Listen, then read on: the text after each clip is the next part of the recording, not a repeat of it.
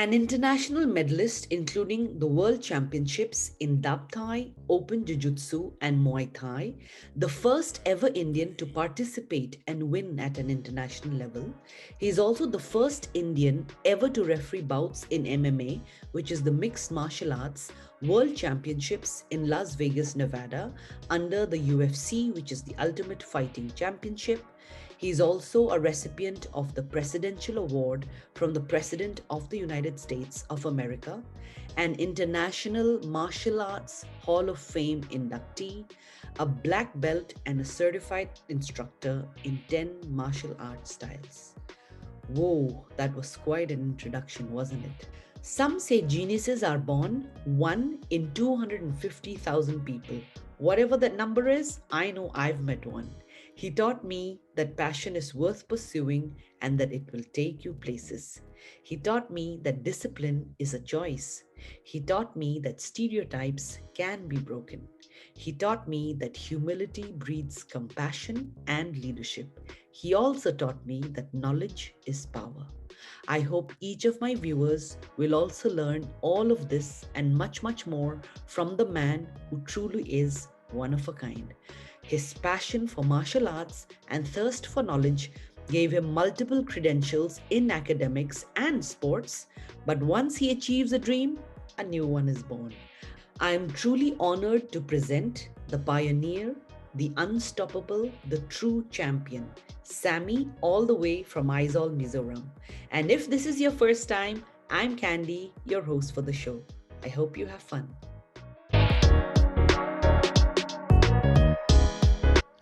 Hi, Sammy. Thank you so much for coming to my show. I'm so honored. I actually can't believe that this is happening right now. So, thank you so much. You're welcome, and I'm also very thankful to be in your show. And Yay. hi to everyone. Yeah, hi to everyone. We're actually doing this. So, guys, I actually have my iPad with me today because I have a long list of questions for Sammy, and I didn't want to forget any. So, I'm going to keep referring to these notes. So, I'm going to jump right in. All right, let's You go. ready? Ready? Let's do this. Okay, so I'll begin with, I'm really curious, what kind of a child you were. Yeah, I was very shy, especially in the class. Then I used to sit without saying anything. And even the teachers, they used to tell my parents, my mommy, that he is a very shy boy. Tell him to make some friends like that. And like studious or not, I don't know, but I like studying. And I don't see in that angle that I'm studying. I used to think that I'm learning new things, so that makes me excited. And so that's why every time when I go back from school, I used to revise whatever we did in the class. I used to reread it and all the notes, all the textbooks, right from class one, KG. I used to do like that. Wow, that is awesome. So you thought that you were learning new things. So that's the way you thought of studying. Yeah.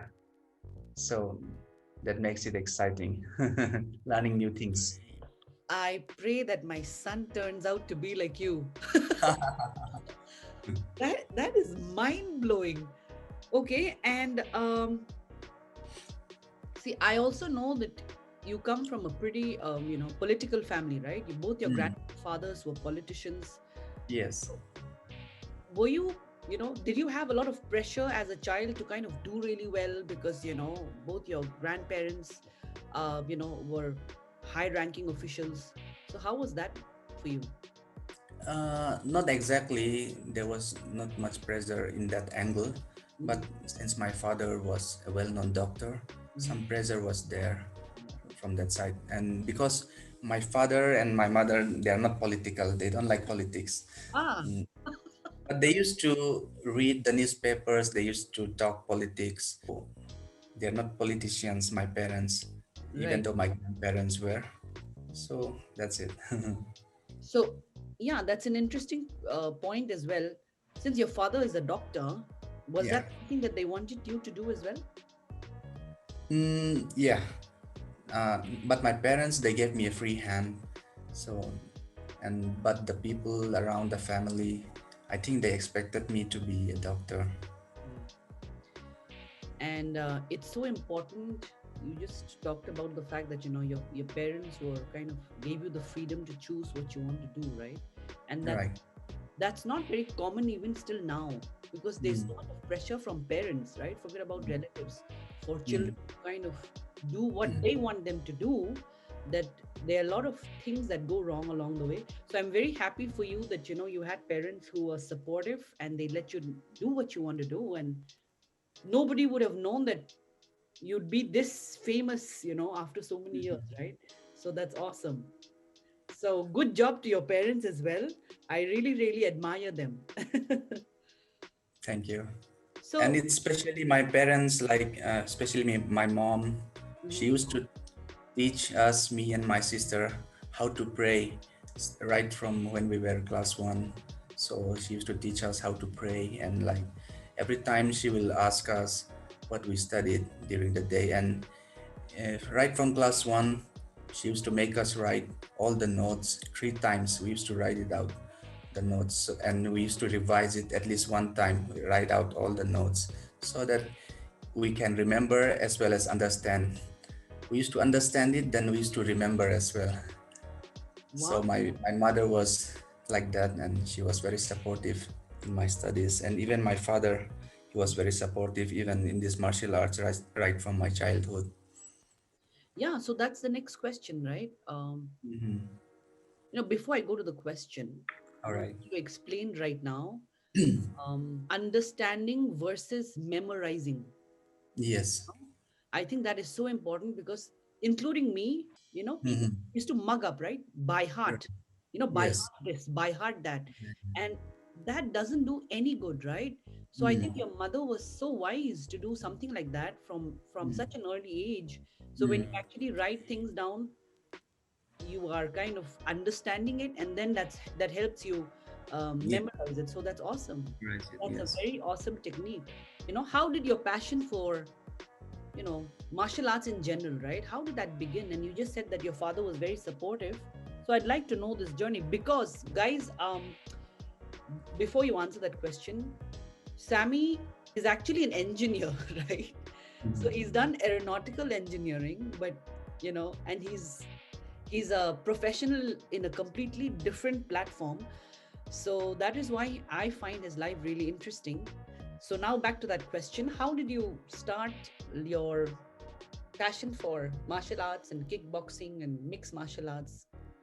Yeah, right from childhood, I was interested in sports, any kind of sports, Mhm. football, cricket. We used to play, me and my cousins and the locality boys, the local boys, we used to play. And from when I was in high school, class 8, there was an opportunity to learn Taekwondo, a Korean martial arts.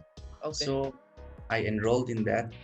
And when I started that, so I think I made up my mind I will concentrate in this and I'll leave all other sports, because if I do so many things, maybe I cannot be so successful in one.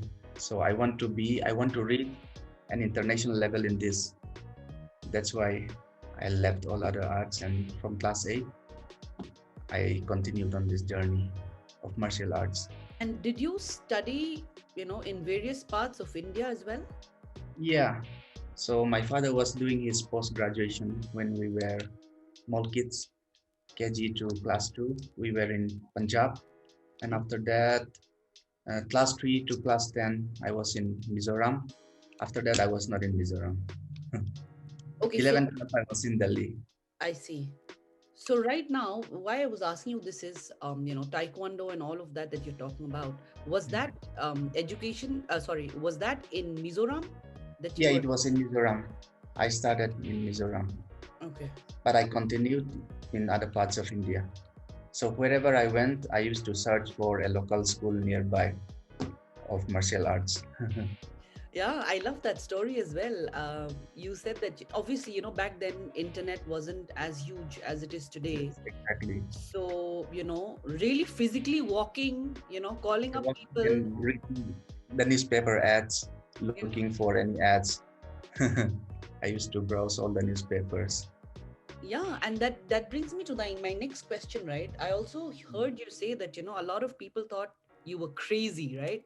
Mm. Because this wasn't something that is sought after.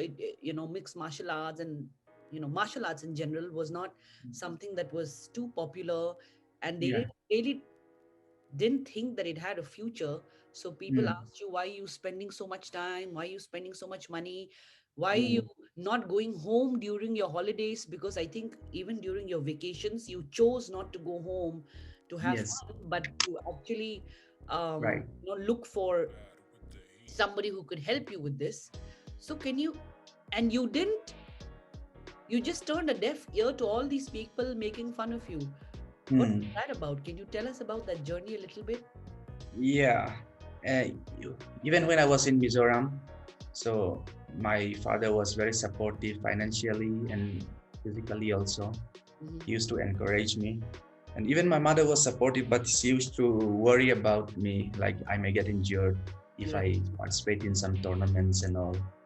And like I used to go jogging like 5 a.m. and 4 a.m. in the morning. So she used to get worried about me, like I may meet some bad companies on the way. When the school gets over at around 3, I used to practice around 1 hour after school. Then Mhm. after that, I went home. I did my homeworks. Then I slept. And morning, I wake up. Sometimes my mother used to say, "Don't practice in the morning." So I used to wake up when before she wakes up. Then I I take I take off the fan. Then I hang the kickback. I practice. Then before she wakes up, I put the fan again. I used to do that when I was in class 9. Then when she wakes up, when she woke up, I used to study. And I used to do well in my studies as well, because I know that if I don't do well in my studies, they won't allow me to continue that. So I used to spend the extra time. When my friends sleep at 8 means I will sleep at 9, like that. So right from that time, people used to say, why you're doing this. And especially during the college times, when I was not having any financial income. So people used to say, why you're doing this. They say that sports is for the uneducated. If you're uneducated and illiterate, you should go to sports, because that's the only road you have. You are an educated person, why you are doing like this, all these things. But it was my passion, and it was my hobby and passion, and I knew that it helped me a lot in everything, many things it helped me. If I have to elaborate that, it will be very long. Even in the schools, they used to think that if a guy is very good in sports, he might be bad in studies. Yeah, yeah, yeah. No, that's true. Actually, actually, that's true. Like, like a lot of people get through sports quota as well in colleges. Yes. Actually, you're right that if you're good in sports, then you're stereotyped to say that you don't do well in your studies. Yeah. So yeah, And actually, vice versa also, I think, because people, when you do sports, I think many people cannot do both, because when we started, there were 60 people in my batch, and when we reached green belt, like which is the middle path, there were only 30 people, and finally, when there was the time for black belt exam, I was the only one among the 60. So people said they don't have time, they have to study, then they have to look for a job. So I was the only one to get the black belt from my batch in class 8 when we started, and I was the only one who continued till today. you are something else, aren't you? Oh my God. That is exactly why I was also thinking about it, which leads me to my next question. When we talk about professionals, I know that you've retired from active fighting, right now. Mm, right. And even when you were fighting and during your school and your college, and even after your college and you were working, you were doing Mm, this side by side, right? So typically when you have a professional in sports, yeah. people, the 100%, that's all they do. They train, from morning and till the night. Mm. But you've been able to lead both lives, right? Both a professional life in terms of non-sports career and a sports career. How is that even possible? Yeah, like you said, it was very difficult for me, because those who are giving their 100%, it's their life.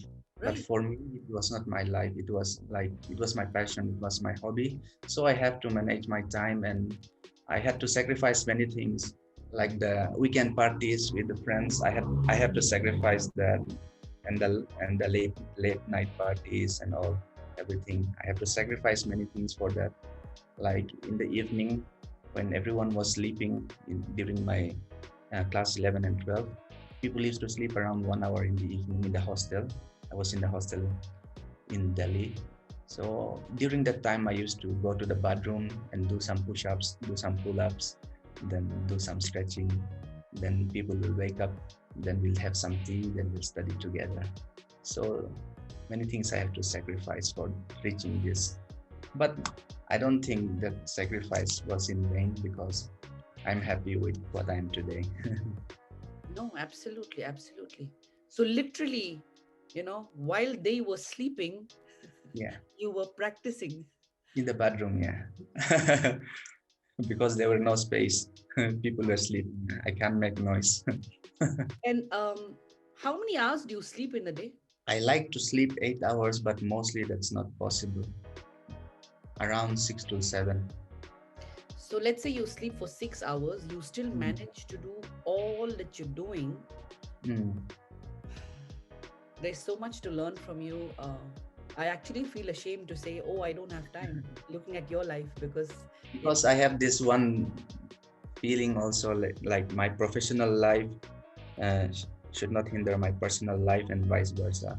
Like sometimes maybe now that I'm married, if the baby cannot sleep, and because of the baby I cannot sleep the full night, the next day I should not skip office, or I should not say I have a headache, I cannot work today. Sometimes if I sleep very late in the night, if I have a practice in the morning at 5 a.m., I'll do my practice because No that matter. is the duty I have to do. Wow. No, I'm so honored to meet someone like you because, now I'm really rethinking because you're absolutely right. The baby wakes up 2, 3 times a day. And the next day I'm like, Mm. you know what? I don't think I can work out because I don't sleep Right. well. Mm.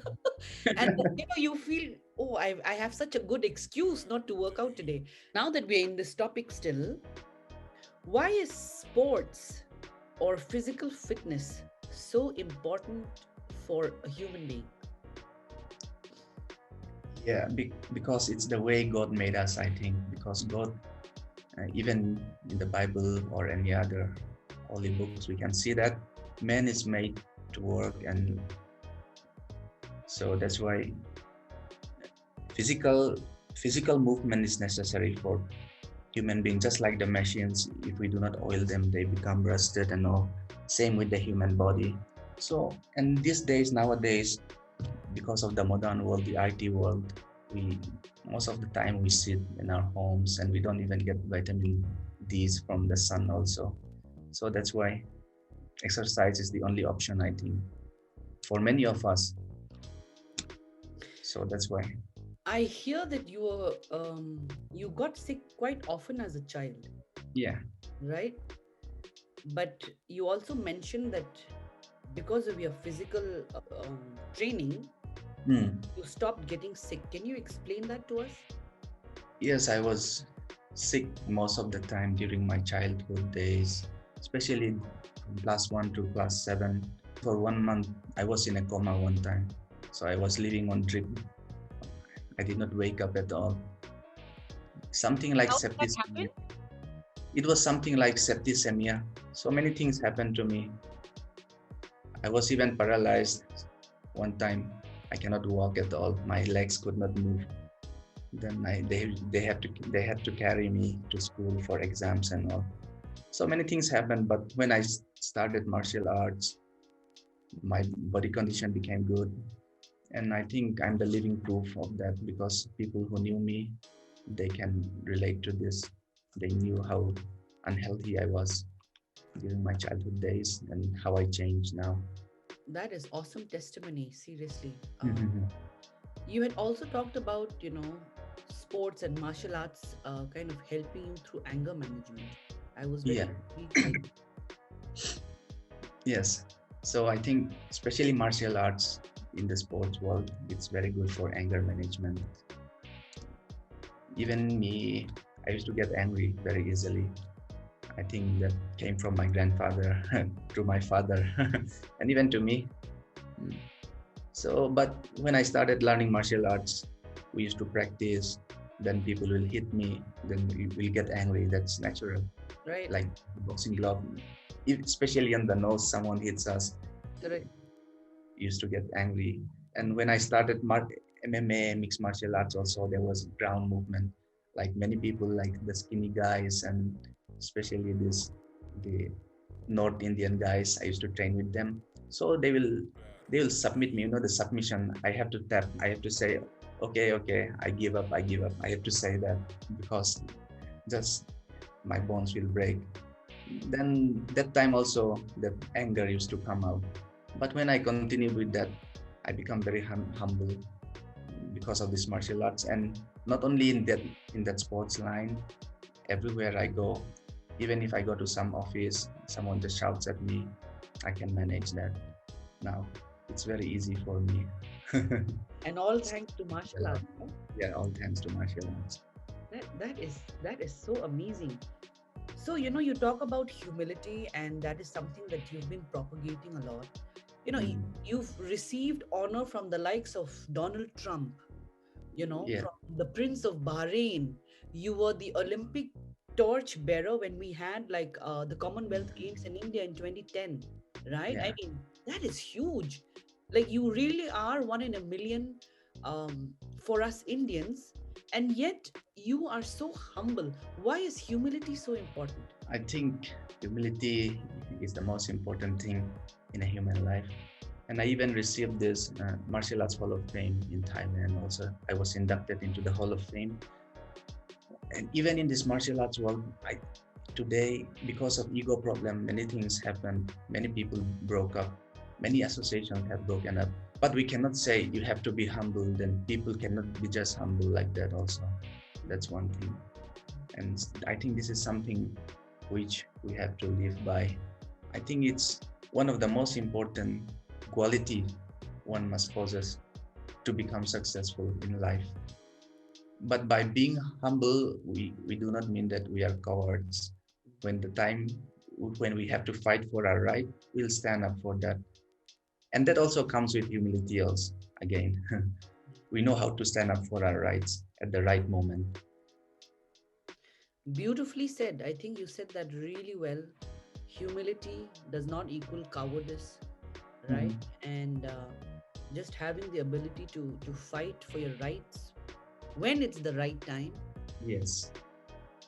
That was very nicely said. Thank you so much. So, Sammy, during one of your trips to the US, I think this was the UFC fight week. Yeah. I think you had visited the Empire State Building, and you met somebody there when they kind of asked you why you were in the US, and you said you had gone there for the UFC.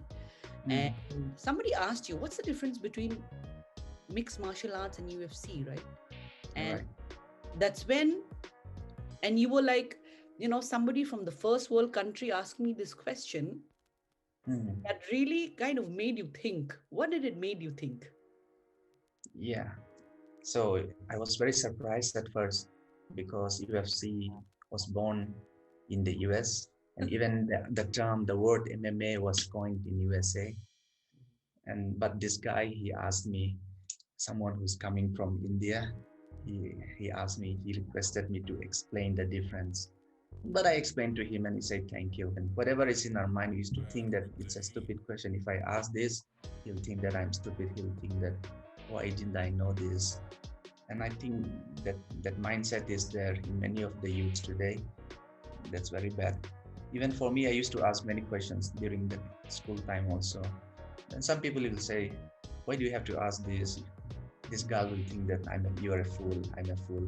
If we don't know something, we have to know it. Anyone cannot know everything in this world. So if I go to some village, there are many things that I don't know, which is not happening here in the city, which I don't see in the city. And if that village guy comes to the city, he don't know how to operate a mobile phone, he may think that he's a fool. But if I go to the village, I don't know how to plant some seeds, then Right. I'm a food for them. We should not feel shy to ask. So whatever there is in our mind, let's ask. Let's be curious.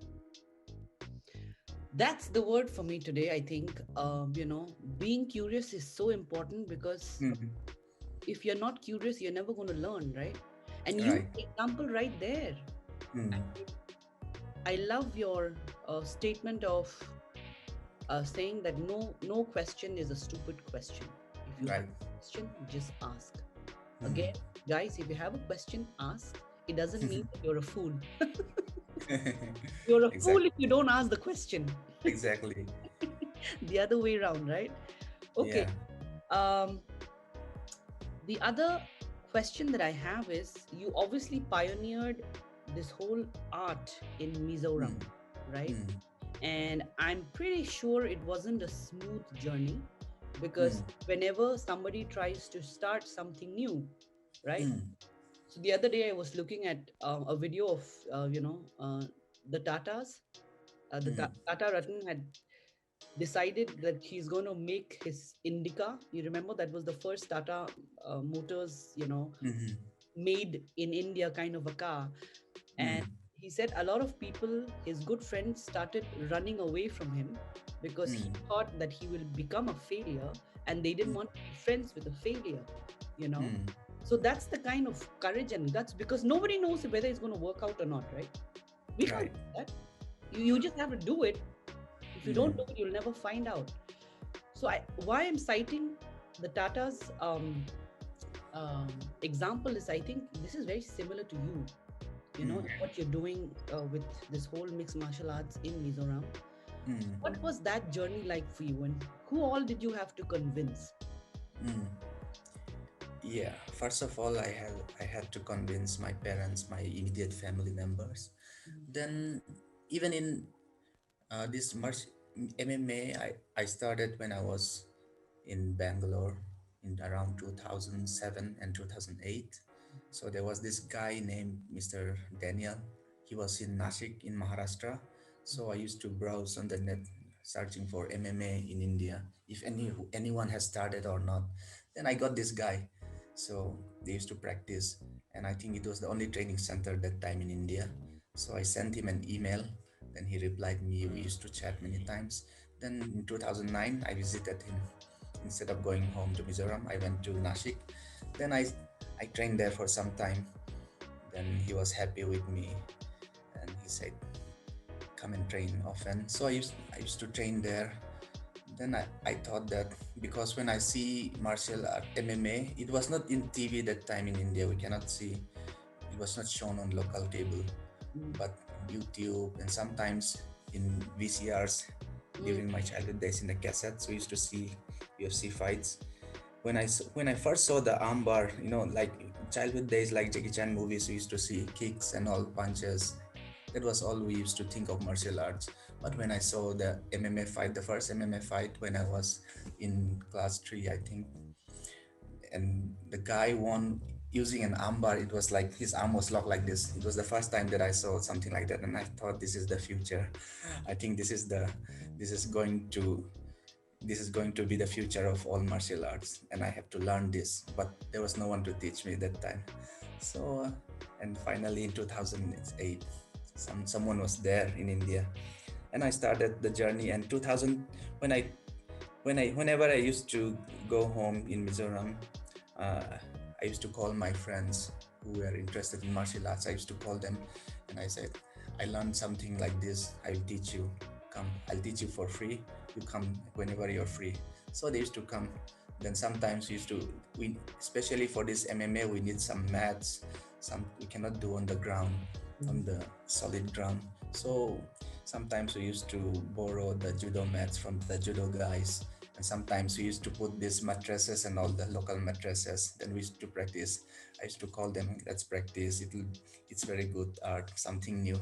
Then they liked it. People used to like, but there was no future that time. Then, but I thought that something big will come in India also, mhm, because it's very big in the world. And finally in 2012, Sanjay Dutt and Raj Kundra, who's the husband of Shilpa Shetty, they started this Super Fight League, and I was one of the first referees and officials. So we used to visit Raj Kundra's home also many times, even Sanjay Dutt's.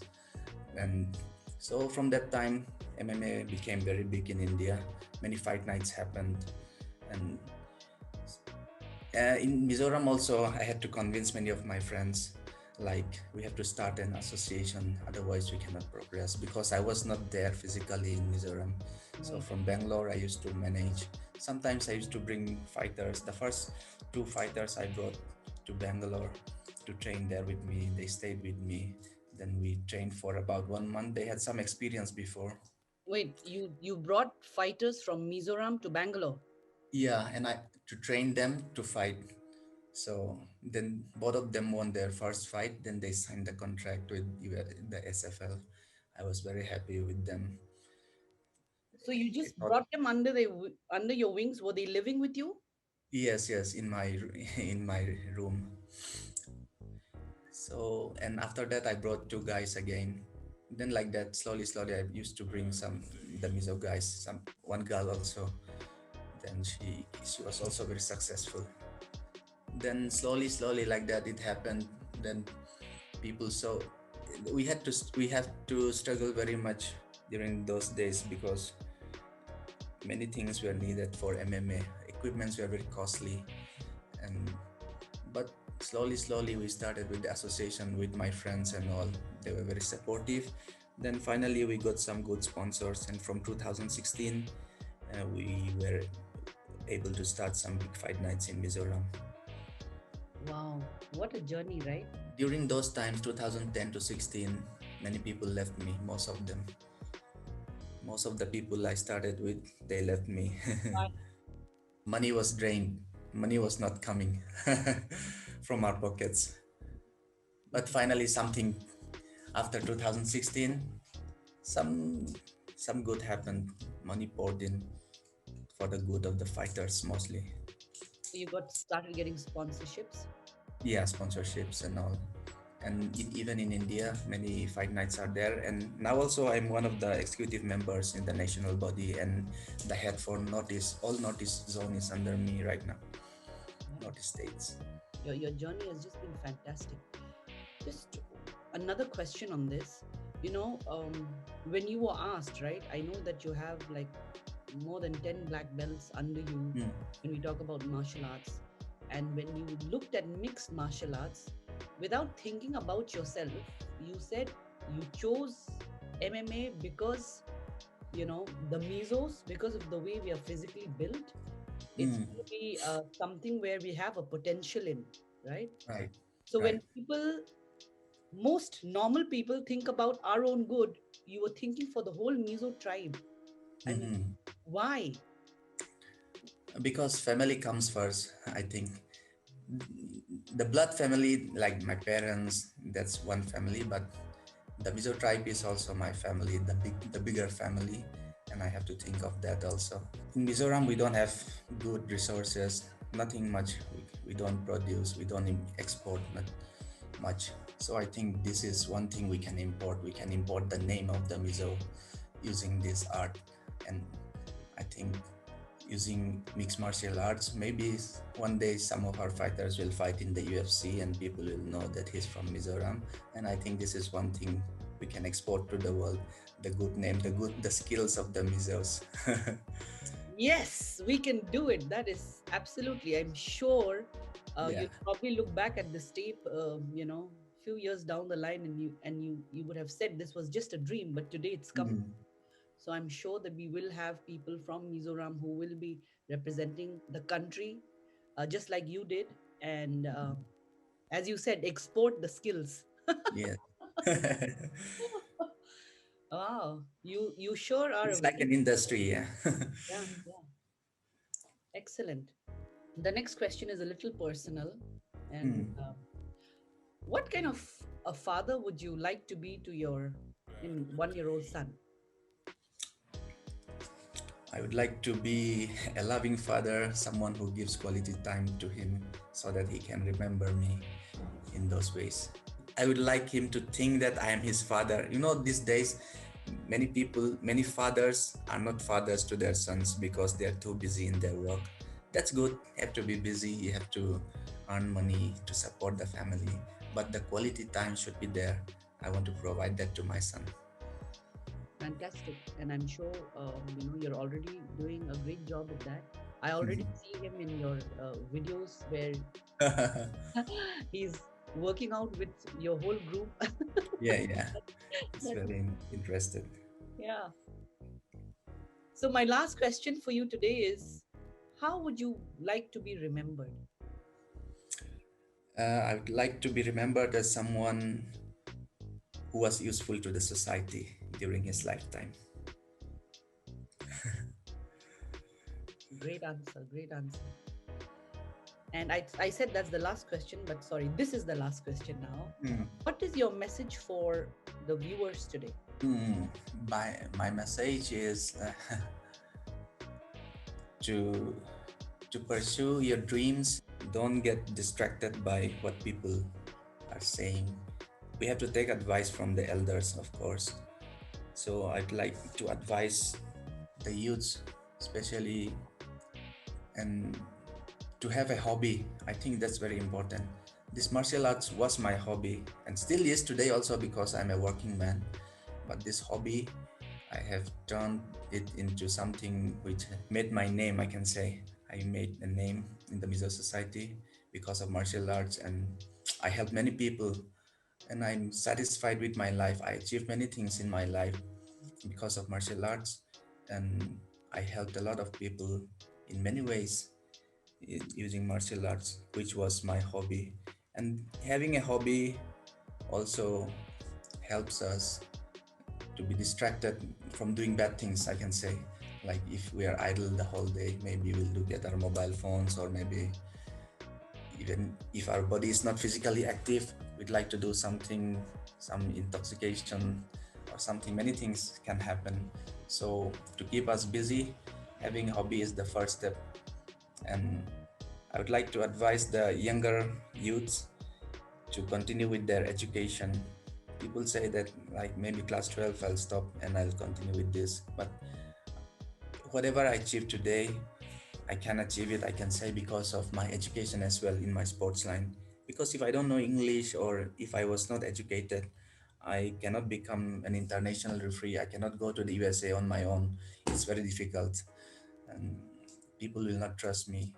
And but today everything happened because of education, I can say.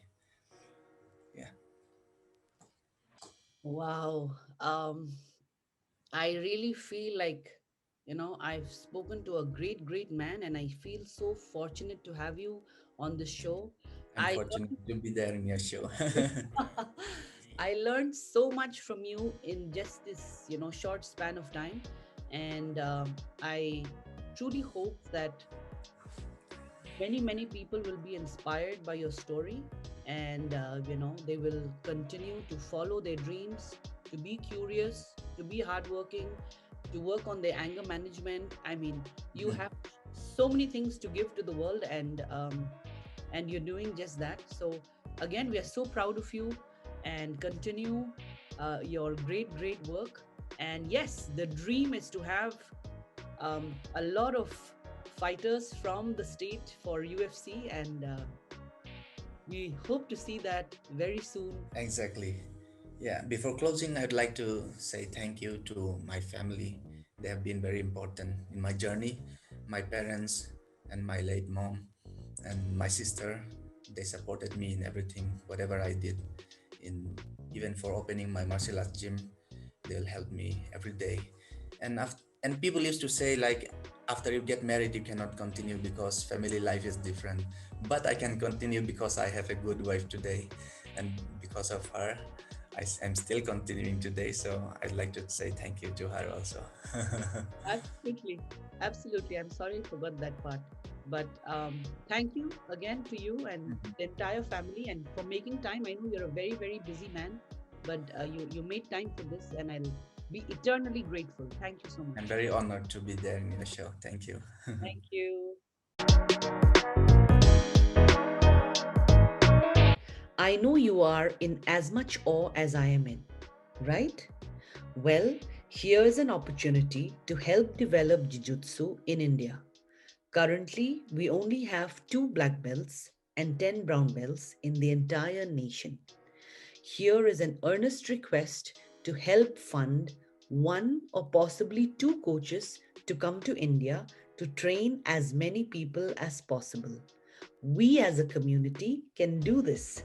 The link is available in the description below. I thank each of you for watching. Please like, subscribe, and share. See you next Tuesday.